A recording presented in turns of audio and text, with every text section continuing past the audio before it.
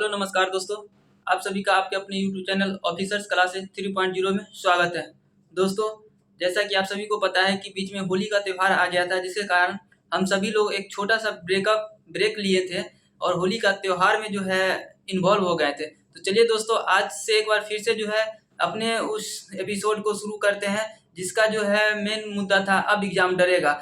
तो दोस्तों, उस समय जो हम लोग पिछले क्लास में डिस्कस किए थे वो वर्ग संख्या, परिपूर्ण वर्ग संख्या और वर्ग संख्या को जो है पहचानने का तरीका जो है वो क्या क्या होता है, कौन सी वर्ग संख्या होगा नहीं होगा, इसके बारे में जानकारियां प्राप्त करने का प्रयास किए थे। दोस्तों, आज हम उसी चीज को, वर्ग संख्या को ही आगे बढ़ाते हुए जो कुछ इंपॉर्टेंट जानकारियां बच गई थी उसकी डिस्कशन करने जा रहे हैं, जिसमें दोस्तों सबसे पहले जो है कम से कम 1 से लेकर 20 तक का वर्ग जो है याद करना बहुत ही जरूरी रहता है, क्योंकि एग्जाम में जो है अक्सर क्वेश्चन आ जाया जाता है कि इतना का वर्ग क्या होगा, इस संख्या का वर्ग क्या होगा। तो अगर 1 से 20 तक के बीच में अगर वो संख्या रहेगा तो हम आसानी से कर सकते हैं, नहीं तो फिर हमें क्या करना होगा, जानते ही हैं कि उसी संख्या को उसी संख्या से दोबारा गुना करेंगे, जिससे क्या होगा, लेंदी प्रोसेस हो जाएगा। तो उस लेंदी प्रोसेस से बचने के लिए आइए हम 1 से 20 तक के जो है मतलब वर्ग याद करने का प्रयास करते हैं। तो दोस्तों, 1 का स्क्वायर जो होता है वो तो इजी है, 1 का स्क्वायर 1 ही होगा। 2 का स्क्वायर क्या होगा दोस्तों, तो 2 का स्क्वायर जो है 4 होगा। 3 का स्क्वायर दोस्तों 9 होगा। 4 का स्क्वायर 16 होगा। 5 का स्क्वायर 25 होगा। 6 का स्क्वायर 36 होगा। 7 का स्क्वायर 49 होगा। 8 का स्क्वायर 64 होगा। 9 का स्क्वायर 81 होगा। 10 का स्क्वायर 100 होगा। 11 का स्क्वायर 121। 12 का स्क्वायर 144। 13 का स्क्वायर 169। 14 का स्क्वायर 196। 15 का स्क्वायर 225। 16 का स्क्वायर 256। 17 का स्क्वायर 289। 18 का स्क्वायर 324। 19 का स्क्वायर 361 और 20 का स्क्वायर 400। दोस्तों, वर्ग संख्या मतलब कैसे निकाला जाता है यह हम पिछले क्लास में डिस्कशन कर चुके हैं। अगर आपको नहीं पता है दोस्तों तो आप पिछले क्लास का वीडियो देख सकते हैं जाके। तो दोस्तों, ये रहा 1 से लेकर 20 तक के जो है संख्या का वर्ग, मतलब 1 का स्क्वायर 1, 2 का स्क्वायर 4, 3 का 9। इस तरीके से दोस्तों इसको 2 से 3 बार आप लोग देखेंगे तो आपको भी याद हो जाएगा। ठीक है दोस्तों, चलिए हम आगे की बात डिस्कशन करते हैं। जो महत्वपूर्ण जानकारियां हैं कि मतलब किस संख्या, दो वर्ग संख्या के मतलब बीच का जो है अंतर क्या होगा, दो वर्ग संख्या के मतलब वर्गों के बीच में जो है संख्या कितनी होगी, उसके बाद जो है सम संख्या विषम संख्या के वर्गों का योग कैसे निकालेंगे। तो आइए दोस्तों, हम अगली चर्चा जो करने जा रहे हैं वो करने जा रहे हैं कि दो क्रमागत संख्या के बीच वर्गों का अंतर कैसे निकालते हैं। तो दो क्रमागत संख्या के वर्गों का अंतर कैसे निकालें, वर्गों का अंतर कैसे निकाला जाता है उसके बारे में डिस्कशन करने जा रहे हैं। तो दोस्तों, जब भी दो लगातार संख्या हो तो अब उसके बीच का जो वर्गों के बीच का अंतर जो निकालना होता है वो इस प्रकार से एग्जाम्पल के थ्रू समझते हैं। मान लीजिए कि एक एग्जाम्पल या क्वेश्चन ही समझ लीजिए कि 1 का स्क्वायर एवं 2 के वर्गों का अंतर बताएं। तो दोस्तों, सबसे पहले हम देखेंगे कि क्या यह संख्या क्रमागत है। तो 1 के बाद 2 आता है, तो जी हाँ दोस्तों, यह दोनों संख्या क्या है, क्रमागत है। जब भी क्रमागत संख्या का अंतर निकालना हो तो क्या करना है दोस्तों, उसमें दोनों संख्या को जोड़ देना है। क्या करना है दोस्तों, दोनों संख्या को जोड़ देना है। अब जैसे मान लीजिए कि पहला संख्या कितना है 1, दूसरा संख्या कितना है 2, तो दोनों को जोड़ देंगे तो यह क्या हो जाएगा दोस्तों, अंतर हो जाएगा दोनों के वर्गों के बीच। एक क्वेश्चन और देखते हैं दोस्तों। मान लीजिए कि कह रहा है कि 10 के स्क्वायर एवं 11 के स्क्वायर के वर्गों का अंतर बताएं। मतलब दो क्रमागत संख्या, 10 के बाद 11 आता है तो ये दोनों संख्या क्या है, क्रमागत है। तो उसको क्या करेंगे दोस्तों, अंतर के लिए क्या करेंगे, दोनों संख्या को जोड़ देंगे। जोड़ देंगे तो पहला संख्या कितना है 10 और दूसरा संख्या कितना है 11, तो दोनों को जोड़ेंगे कितना होगा 21। अब दोस्तों, यह कैसे होता है, ये देखिए, इसका जो है मतलब एक एक्सप्लेनेशन कह सकते हैं हम कि मान लीजिए 1 का स्क्वायर कितना होगा, 1 का स्क्वायर बराबर 1। 2 का स्क्वायर कितना होगा, 2 का स्क्वायर 4। अब इस दोनों 1 और 2 का वर्ग ही हो गया। अब इस दोनों को जो है घटाएंगे तो क्या होगा, 4 में से 1 घटाएंगे तो 3। क्या आया दोस्तों, यहाँ भी 3 ही आया है। उसके बाद जो दोस्तों ठीक इसी प्रकार से 10 का स्क्वायर करेंगे तो कितना होगा, 10 का स्क्वायर करेंगे तो 100 होगा। 11 का स्क्वायर करेंगे तो कितना होगा, 121 होगा। 11 का स्क्वायर करेंगे तो कितना होगा 121 होगा। और जब दोनों को घटाएंगे तो कितना अंतर आएगा 21। क्या दोस्तों यहाँ भी 21 आया है। तो इतना नहीं करने के, इतना कर लंबा प्रोसेस नहीं जाकर हम क्या करेंगे, दोनों दिए गए संख्या को क्या करेंगे, जोड़ देंगे तो डायरेक्ट दोनों के बीच का अंतर निकल जाएगा। ठीक है दोस्तों, अब अगली जो बात है वह है कि दो क्रमागत वर्गों के बीच संख्या कितना होगा। मतलब अब दो जो लगातार कोई संख्या दिया है तो उनके बीच कितनी संख्या आएगी, यह कैसे निकालेंगे। तो दो क्रमागत संख्या के वर्गों के बीच की संख्या, वर्गों के बीच की संख्या, बीच की संख्या कैसे निकालेंगे। तो इसके लिए भी दोस्तों आसान तरीका है और उसको आइए एग्जांपल के थ्रू से ही समझते हैं। मान लीजिए कि क्वेश्चन है कि दो क्रमागत संख्या के वर्गों के बीच की संख्या, मान लीजिए कि 1 का स्क्वायर है एवं 2 के स्क्वायर के बीच कितनी संख्या होगी, कितनी संख्या होगी, इसका कैसे पता करेंगे, कितनी संख्या होगी। तो दोस्तों इसमें जो है करना कुछ नहीं है। जैसे मान लीजिए पहला संख्या 1 है, दूसरा संख्या 1 है, तो क्या करना है, दोनों को जोड़ देना है। क्या करना है, दोनों को जोड़ देना है। तो टोटल कुल संख्या कितना होगा, कुल संख्या बराबर क्या करना है, हमें कुल संख्या के लिए क्या करना है, दोनों को जोड़ देना है 1 + 2 और उसमें से क्या करना है, 1 घटा देना है। प्रत्येक दशा में क्या करना है, 1 घटा देना है। तो मान लीजिए दोस्तों इस दोनों को जोड़ेंगे तो क्या होगा, 2 और 1 3, 3 में से 1 घटेगा तो कितना होगा 2। तो इसका आंसर क्या होगा, 1 का स्क्वायर और 2 के स्क्वायर में जो है मतलब अंतर बीच की संख्या निकालेंगे तो उसमें टोटल 2 संख्या होगा। एग्जाम्पल देखिए, एक्सप्लेनेशन के देख सकते हैं। 1 का स्क्वायर करेंगे तो कितना होगा 1, 2 का स्क्वायर करेंगे तो कितना होगा 2 दूना 4। अब देखिए दोस्तों इस दोनों के बीच में कौन कौन सी संख्या आएगा, 2 आएगा, 3 आएगा। तो ये टोटल संख्या कितना होगा, 1 और 1 2। तो कितना आया आंसर, यहाँ आंसर भी 2 आया। तो यह इस प्रकार से निकाल सकते हैं। मान लीजिए एक एग्जाम्पल और देख सकते हैं दोस्तों। मान लीजिए कि कह रहा है कि 7 के स्क्वायर एवं 8 के स्क्वायर के बीच कितनी संख्या होगी, बीच कितनी संख्या होगी। तो यह कैसे निकालेंगे दोस्तों, कुछ नहीं करना है, बस एक ट्रिक याद रखना है कि मतलब दोनों संख्या को क्या करेंगे, जोड़ देंगे और उसमें से 1 घटा देंगे। तो कुल संख्या बराबर क्या होगा, 7 + 8 - 1। मान लीजिए 8 7 कितना हुआ 15, 15 में से 1 घटेगा तो 14। अब देखिए दोस्तों 7 के स्क्वायर एवं 8 के स्क्वायर के बीच में टोटल कितनी संख्या होगा, 14 होगा। अब एक मान लीजिए कि इसको जो है प्रूफ करना है, एक्सप्लेनेशन देखना है। तो 7 का स्क्वायर करेंगे तो कितना होगा 49, 8 का स्क्वायर करेंगे तो कितना होगा 64। अब इस 49 और 64 के बीच में कौन कौन सी संख्या आएगा, 50 आएगा, 51 आएगा, 52 आएगा, 53 आएगा, 54 आएगा, 55 आएगा, 56 आएगा, 57 आएगा, 58 आएगा, 59 आएगा, 60 आएगा, 61 आएगा, 62 आएगा, 63 आएगा और ये 64 तो खुद है। अब इस संख्या को टोटल गिनते हैं, कितना हुआ 1 2 3 4 5 6 7 8 9 10 11 12 13 14। कितना आया दोस्तों, ये टोटल संख्या कितना आया 14। और यहाँ कितना आंसर आया था दोस्तों 14। तो हम इतना नहीं करके लंबा प्रोसेस से बचने के लिए क्या करेंगे, डायरेक्ट इस दोनों संख्या को जोड़ देंगे और उसमें से 1 घटा देंगे। तो उस दोनों वर्गों के बीच की संख्या कितना, जितना टोटल संख्या होगा वो संख्या निकल जाएगा। ठीक है दोस्तों। अब इसके बाद जो है दोस्तों कि मान लीजिए कि लगातार क्रमागत जो है विषम संख्या के वर्गों का योग करें और लगातार जो है सम संख्या के वर्गों का योग मतलब कहीं निकालने, तो वो हम कैसे निकालेंगे।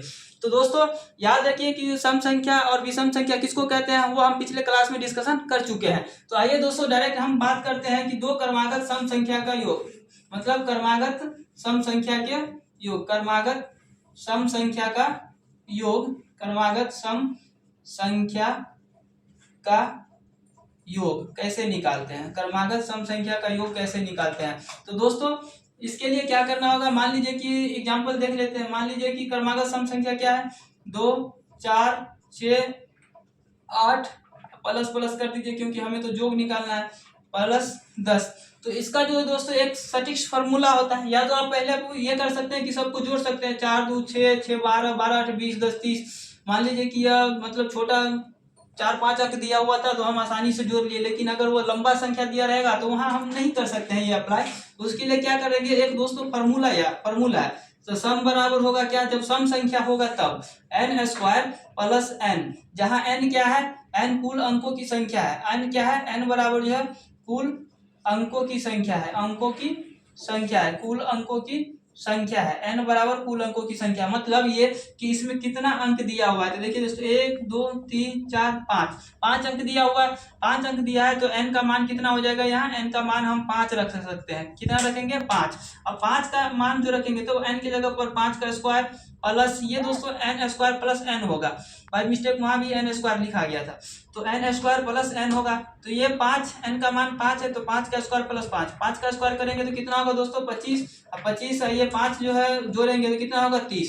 ठीक है दोस्तों। तो ये क्या हुआ, सम संख्या जो क्रमागत सम संख्या उसका योग कितना निकल गया 30। इसको जो है जोड़े थे तो कितना आया था, वो भी 30 आया था। तो मतलब दोस्तों दोनों का आंसर सेम आया। तो यही कहना है दोस्तों कि हम और देखते हैं कि मतलब सम संख्या क्रमागत सम संख्या का योग कैसे निकाला जाता है। तो यह तो पहला एग्जांपल हो गया। उसके बाद जो है दोस्तों दूसरा एग्जांपल देख सकते हैं। मान लीजिए 2 4 6 8 10 12 14 16 18।